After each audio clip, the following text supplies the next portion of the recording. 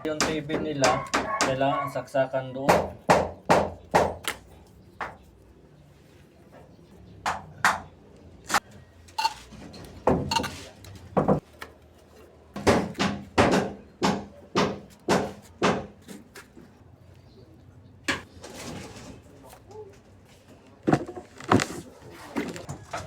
Lalim-lalim pa.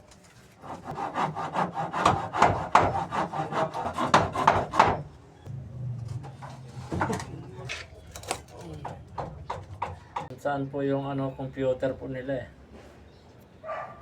Yun po dapat ang mga tatlong outlet po doon dapat. Ha?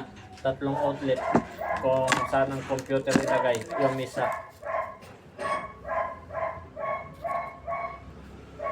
Kasi marami pong isasaksak doon eh.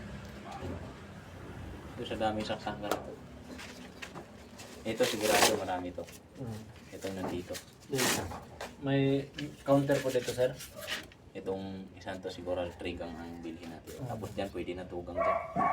Oh. Kwarto lang naman to eh. Yan gagamitin niya sa saksakan. Meron pa dito.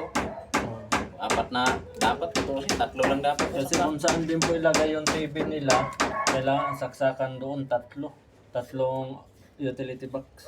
Pag na Tatlong tugang-tugang yung utility box. saan? Kung saan ilagay yung TV.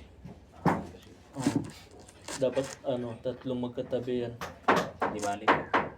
Pwede siguro dyan. Tapos dito. Eh, depende baka gawin natin 3 gang. Mahal din na presyo ng 3 gang ano. Trigang, halos kung diferensya lang po sir eh. Kunti lang di ba? Pwede. Pwede.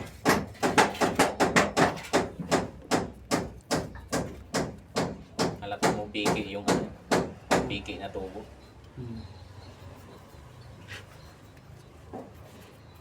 Halagang 85 na yan. Dapat magandang klaseng tubo na yan.